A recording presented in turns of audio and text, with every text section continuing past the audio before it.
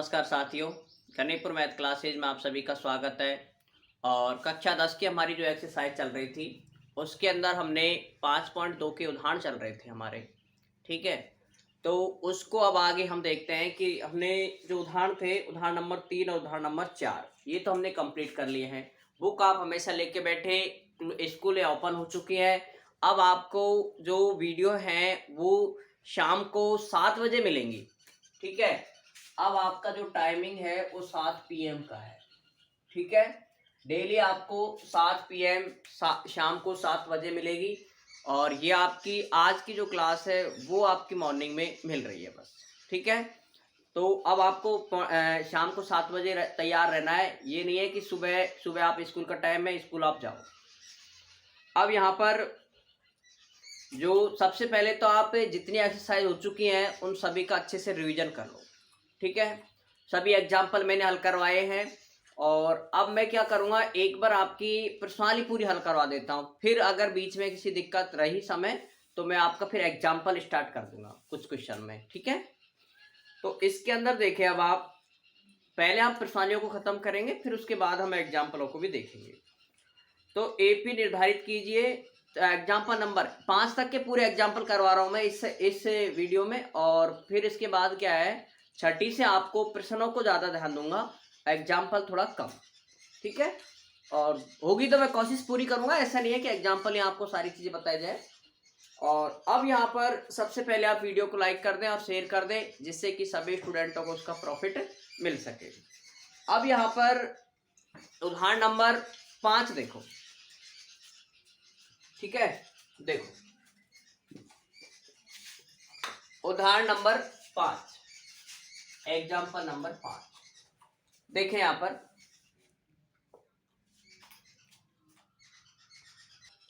देखो, 5वां उदाहरण, AP निर्धारित कीजिए। AP मतलब समांतर श्रेणी जिसका तीसरा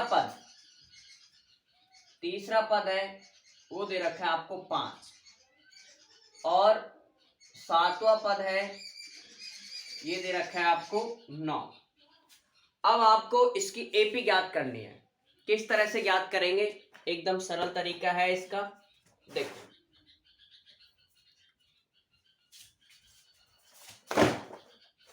तीसरे पद का मतलब यहां पर ये होता है, तीसरे पद का मतलब है यहां पर तीसरा है, इसलिए लिखेंगे A+2D, 2 रे 3, और ये पद हो गए, दोनों का योग हो गया 5वां। अब कह रहा है 7वां पद, तो A+6D, 6 × 7 बराबर हो गया 9वां पद। दोनों पद निकालने के बाद अब आपको विलोपन विधि अच्छे से आनी चाहिए, जो कि मैं विलोपन विधि के पिछले जो आप डिस्क्रिप्शन में एक प्लेलिस्ट बनी हुई है वहां पर भी आप इन्हें देख सकते हो, 10वीं बोर्ड की 2024 की। उसके अंदर विलोपन विधि का सबसे ज्यादा उपयोग किया है। जहां विलोपन विधि मैंने पढ़ाई है उसको आप देखें, क्योंकि समीकरण नंबर 1 और समीकरण नंबर 2 इसको इसमें से मुझे घटाना है, मतलब 2 में से 1 को घटाना है। समीकरण 2 में से 1 को घटाने पर, ठीक है सर ये क्यों घटा रहे हो बेटा, ये बड़ी है ये छोटी है, तो बड़ी में से छोटा घटा दो, ये घटाओ। A+6D 2D बराबर 5। इसके बाद चलो इसको मैं यहाँ थोड़ा लिख देता हूं, 1 को घटाने पर, देखो यहां लिख देता हूं, समीकरण 2 में से 1 को घटाने पर। अब इन दोनों को आपको घटाना है। देखो किस तरह से घटाएंगे, माइनस माइनस माइनस, ये कैंसिल हो गया।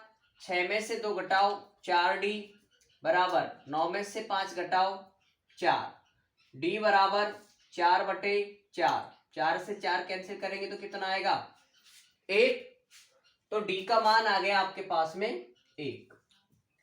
अब D का मान आप रखेंगे समीकरण नंबर 1 में, रखो D बराबर 1, समीकरण 1 में रखने पर जैसे ही आप 1 में रखेंगे तो रखो भाई डी की जगह पर a प्लस 2 गुणा 1 बराबर 5, a प्लस 2 एकम 2 बराबर 5। इसको हल करेंगे, प्लस का इधर जा करके माइनस का, तो 5 माइनस के 2, a का मान कितना आ गया 3।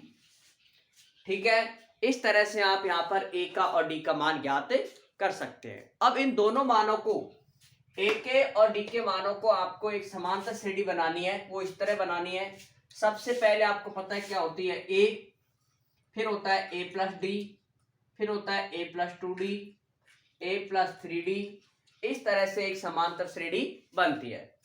यहाँ पर a का मान देखो कितना आ रहा है 3, a plus D 3 plus D का मान कितना आ रहा है 1, तो ये हो जाएंगे 4। यहाँ रखोगे 3 प्लस 2 गुणा 1, 3 प्लस 3 गुणा 1, 2 एकम 2, 2 3 5, 3 एकम 3, 3 और 3 6। तो ये आपकी एक समांतर श्रेणी बन गई 3 4 5 6। इस तरह से ये क्या है आपकी समांतर श्रेणी।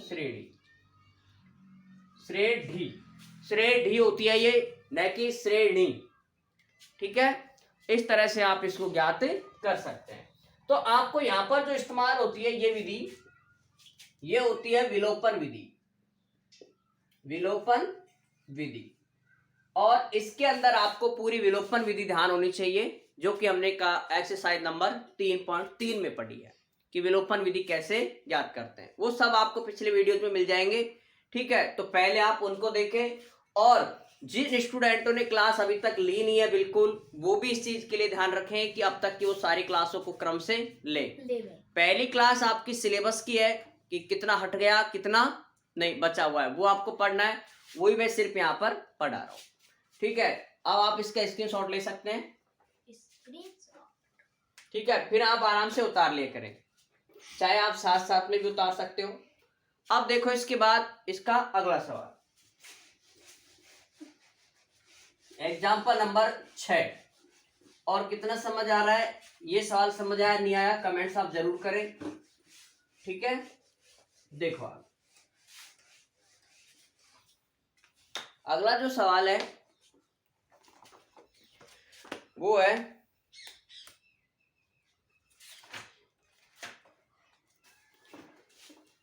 क्या संख्याओं की सूची है, एग्जाम्पल नंबर 6, 5 11 17 23 का कोई पद 301 है, क्यों? यह आपको बताना है कि क्यों, कि है या नहीं है। एक चीज आप ध्यान रखो, यहां पर जो पदों की संख्या होती है, इसकी कितने पद है, वो हमेशा एक पूर्ण संख्या होनी चाहिए। पदों की संख्या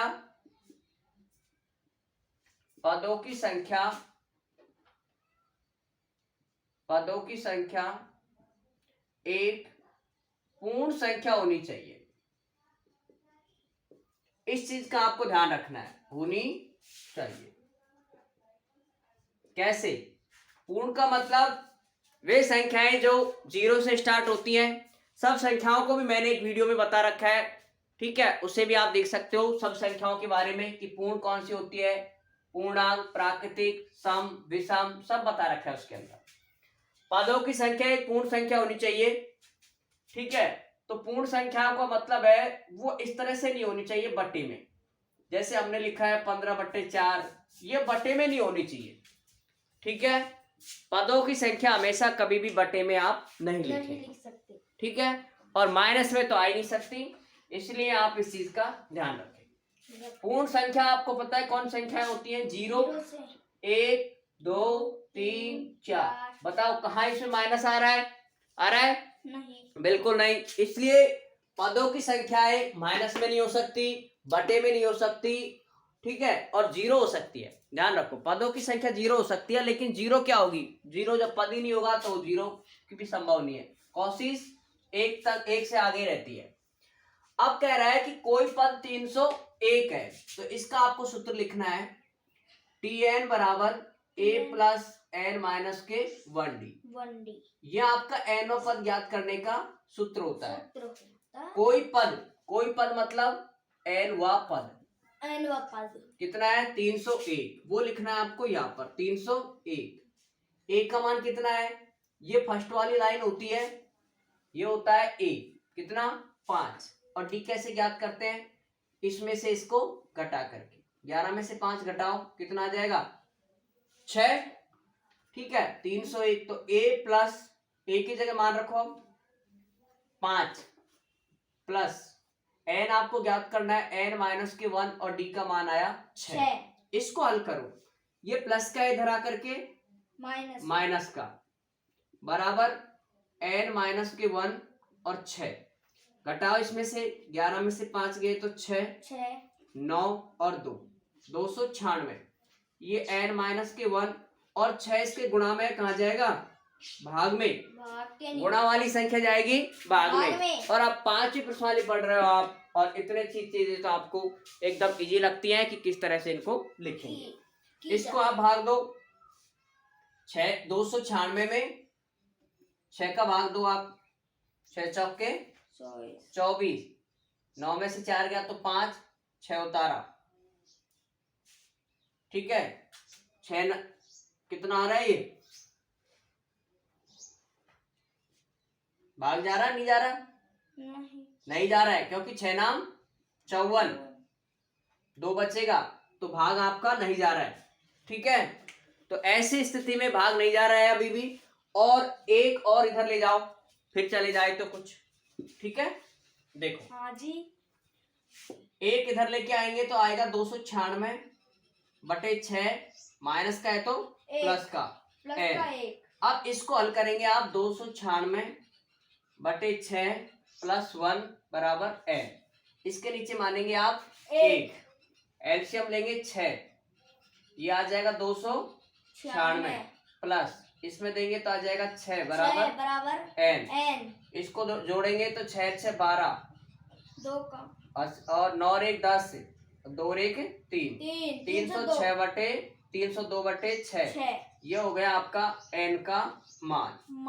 अब आपको मैंने ये चीज बताई थी कि ये जो मान है n का, वो क्या नहीं होना चाहिए, बटे में नहीं होना चाहिए, ठीक है। अभी मैंने जस्ट बताया कि ये मान किसका आ गया, बटे का।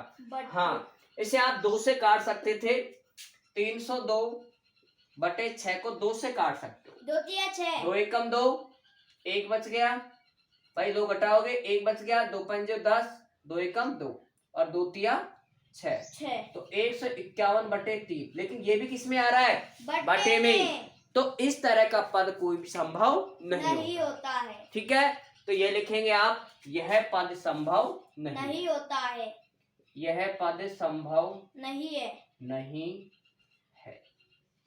इस तरह से आप इस सवाल को ज्ञात कर सकते। इजी प्रश्न था, लेकिन थोड़ा सा इसमें आपको बटे वाला आ गया, तो इसमें आपको लघुत्तम लिकार करके फिर आपको ये ज्ञात करना पड़ेगा। ये चीज ध्यान रखनी है, ये आपको एग्जाम में नहीं करनी ये वाली, लेकिन ये थोड़ा सा ध्यान रखना है इसको कि ये पदों की संख्या क्या नहीं हो सकती इसके अंदर, बटे में, ठीक है। अब देखो इसके बाद उतार लो, अगली जो संख्या है, ऐसे सवाल आपके एग्जाम में पूछे जाते हैं, ठीक है। देखो एग्जाम्पल नंबर 7 है,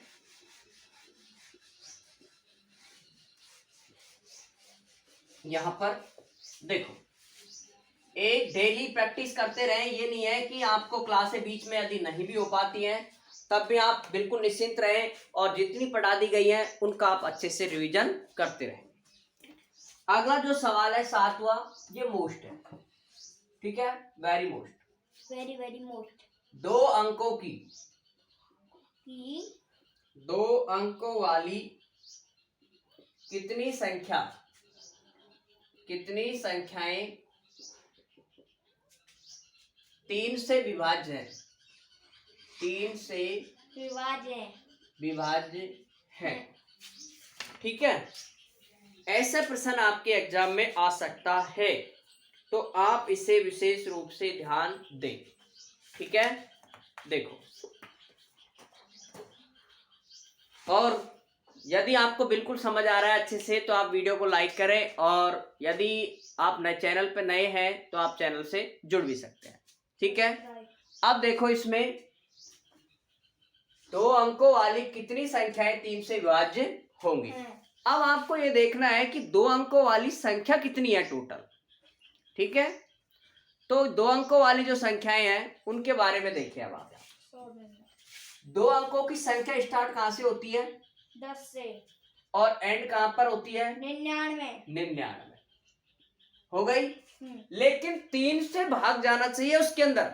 अब 10 में बताओ 3 का भाग जाता है क्या? नहीं जाता है 3 का। तो 3 का नहीं जाता है तो बताओ 11 में जाता है क्या?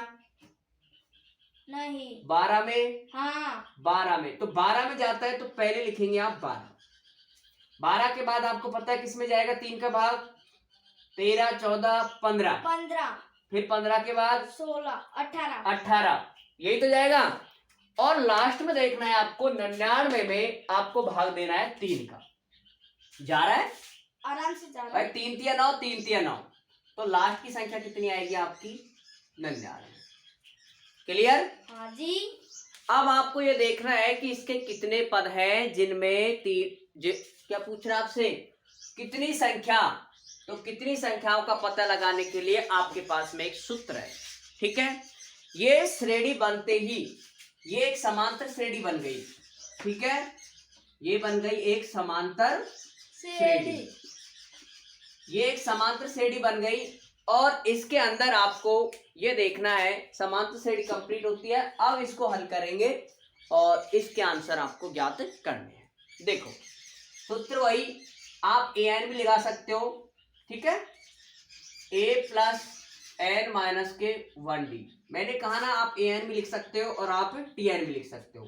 कोई भी एक लिखें आप तो, ठीक है। तो जो आपको अच्छा लगता है, tn अच्छा लगता है tn लिख लो, an अच्छा लगता है तो an लिख लो। an का मतलब आपको होता है ये वाला पद। कौन सा पद होता है? अंतिम पद। ये लिख लो 99 बराबर। a का मान देखो यहां पर, इसमें पहला पद होता है वो क्या होता है? a। और d कैसे ज्ञात करते हैं? 15 में से 12 घटाते हैं। 15 में से 12, तो d का मान कितना आ जाएगा? 15 में से 12 गया तो 3।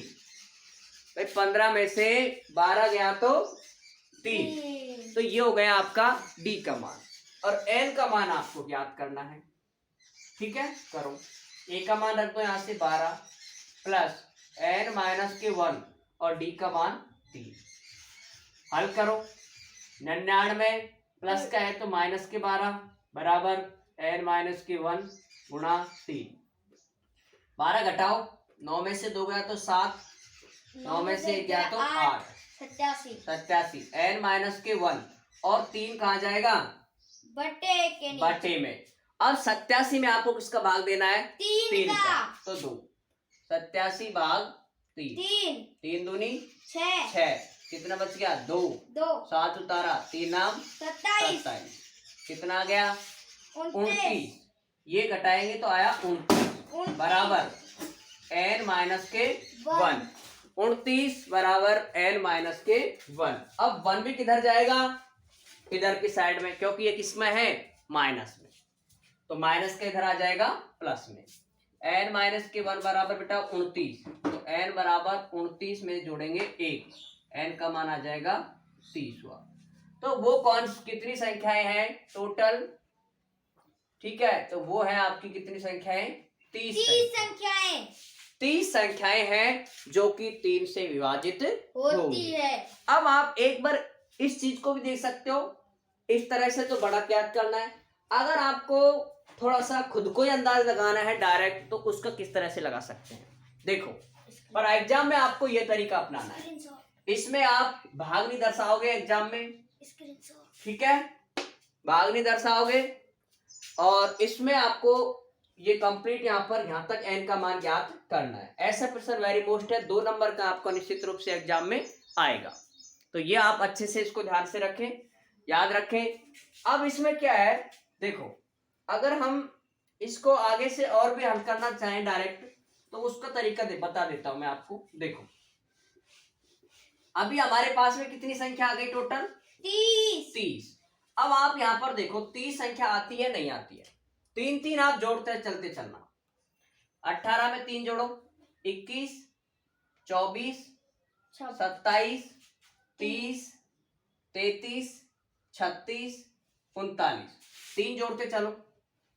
42, 45, 48, 51, 54, 57 50 और 60, 63, 66, 69, 69 3 72, 72 3 75, 75 3 78, 78 3 81 और 81 3 84। ठीक है, 84 और 3 कितने हो जाएंगे? 87 और 3 90 और 3 93 96 और ये 99। काउंट करो इनको कितनी आ रही है। यदि ये संख्या 30 आती है तो आपका उत्तर भी सही है, लेकिन ये ऐसे जांच करनी नहीं है, ये तो एक बेसिक सवाल था जिसको अंदर मैंने आपको बता दिया। ठीक है, देखो 1 2 3 4 5 6 7 8 9 10 11 12 13 14 15 16 17 18 19 20 21 22 23 24 25 26 27 28 29 30। कितनी आ गई टोटल? 30 संख्या आ गई।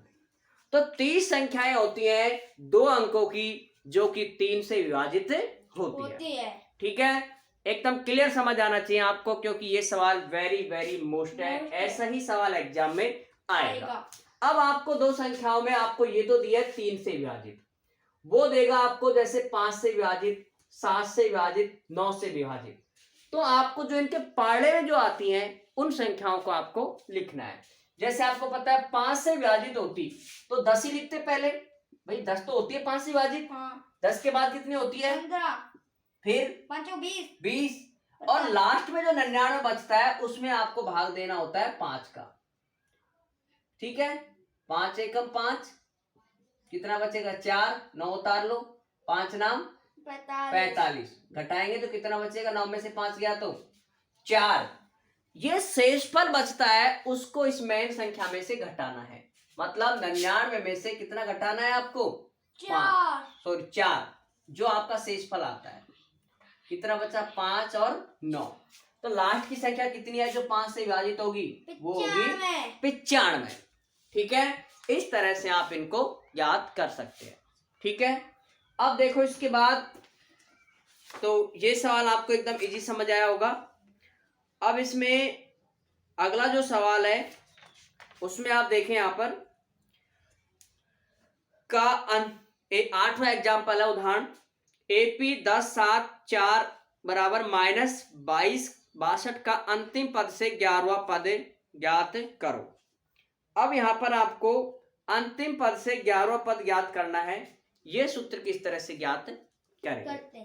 ठीक है, तो एक बार आप इस तरह के सवाल है, 1 2 3 उदाहरण बचे हैं 8 9 और 10, जिनको हम तीनों सवालों को नेक्स्ट वीडियो में करेंगे। आज के लिए इतना ही था ये, और अगला जो सवाल है उसके लिए मैं आपको सूत्र जरूर बता देता हूं। यहाँ पर देखो, अंतिम से nवां पद, ये सूत्र आपको याद रखना है। ठीक है, फिर वो सवाल होगा अंतिम से nवां पद ज्ञात करना। ठीक है, इसका जो सूत्र होता है वो देखो, यहां लिखेंगे अंतिम से nवां पद बराबर, देखो एक सूत्र होता है आपके पास में ये वाला। ठीक है, अब इसमें आपको कुछ नहीं करना, इसकी जगह लिखना है l, a की जगह l और प्लस की जगह माइनस, बाकी ऐसे कैसे लिखोगे l -1 और d। क्लियर? बताओ, सरल है सवाल। सूत्र d की जगह आपका a की जगह आ जाएगा l और प्लस की जगह आ जाएगा माइनस। ये होगा अंतिम से nवां पद का सूत्र। इस पद के द्वारा हम ज्ञात करेंगे। बस एक तो ये सूत्र याद रखेंगे आप, एक ये वाला याद रखेंगे a प्लस n -1 d। ये होता है बेटा nवां पद।